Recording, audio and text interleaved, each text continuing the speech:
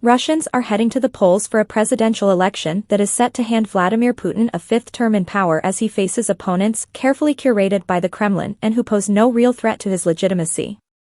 Voting started on Friday and will continue until Sunday across the country's 11 time zones, from the far eastern regions near Alaska to the western exclave of Kaliningrad on the Baltic coast, and its 88 federal subjects, including parts of occupied Ukraine illegally annexed by Russia after it launched its full-scale invasion more than 2 years ago.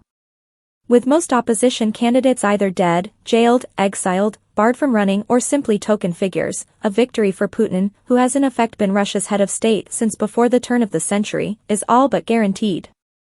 Putin's re-election would extend his rule until at least 2030. Following constitutional changes in 2020, he would then be able to run again and potentially stay in power until 2036, which would see him secure his place as Russia's longest-serving ruler since Soviet dictator Joseph Stalin. Russia's Central Election Commission, CEC, approved only 3 candidates to oppose Putin: Leonid Slutsky of the Liberal Democratic Party, Vladislav Divankov of the New People Party, and Nikolai Kharitonov of the Communist Party. All 3 men are thought to be satisfactorily pro-Kremlin and none oppose the invasion of Ukraine.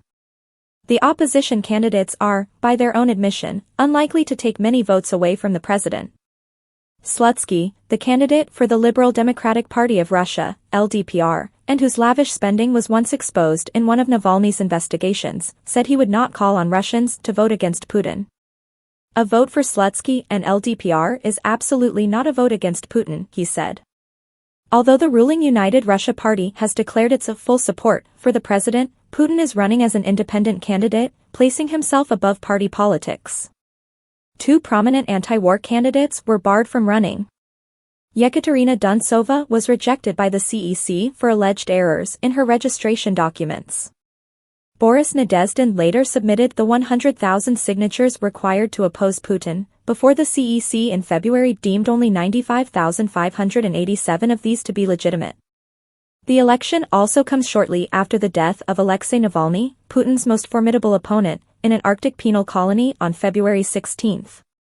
Russia's prison service said Navalny felt unwell after a walk and lost consciousness, later attributing his death to natural causes. The Kremlin denied any involvement in his death. Navalny had previously been poisoned with the Soviet-era nerve agent Novichok, which a CNN Bellingcat investigation found he had been tailed by a unit of the Russian security service at FSB that specialized in toxins and nerve agents. Despite heavy police presence and the threat of arrest, thousands of mourners gathered in Moscow for Navalny's funeral, where crowds were heard chanting his name and shouting "Putin is a killer" and "a no to war." Days after the funeral, Russians continued to shower his grave with flowers. While Navalny, who had been sentenced to more than 30 years in prison, would not have been able to challenge Putin, his death cast a shadow over the elections and rid Russia of its most prominent opposition figure. Navalny's widow, Yulia Navalnaya, has urged Russians to turn out collectively on the final day of the elections on Sunday at noon as a show of opposition. Putin killed my husband exactly a month before the so-called elections. These elections are fake, but Putin still needs them. For propaganda. He wants the whole world to believe that everyone in Russia supports and admires him. Don't believe this propaganda, she said.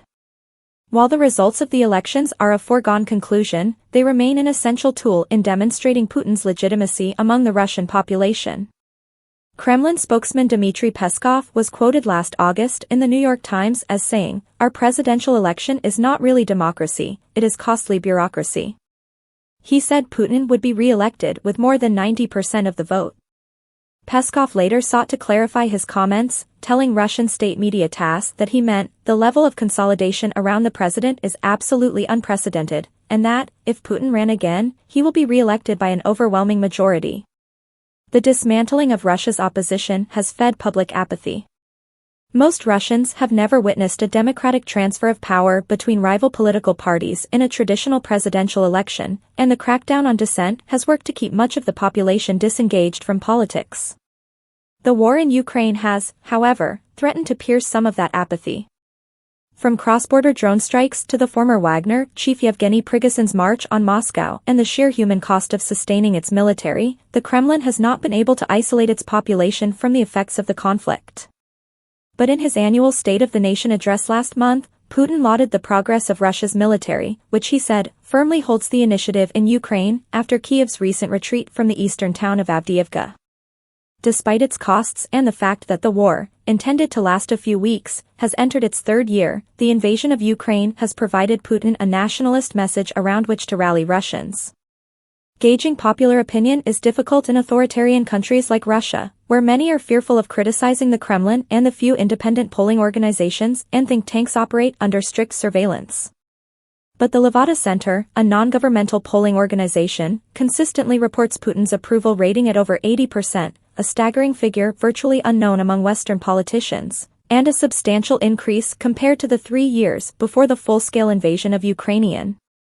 The war has also garnered widespread support, according to Levada, although its latest surveys show the majority of Russians support peace talks. Polls opened in Russia's far eastern Kamchatka at 8 a.m. local time on Friday, 4 p.m. Eastern Time on Thursday, and will close more than 7,000 kilometers, 4,300 miles, away in Kaliningrad at 8 p.m. on Sunday, 2 p.m. Eastern Time. Early voting in remote, hard-to-reach areas began in late February, as well as in parts of occupied Ukraine.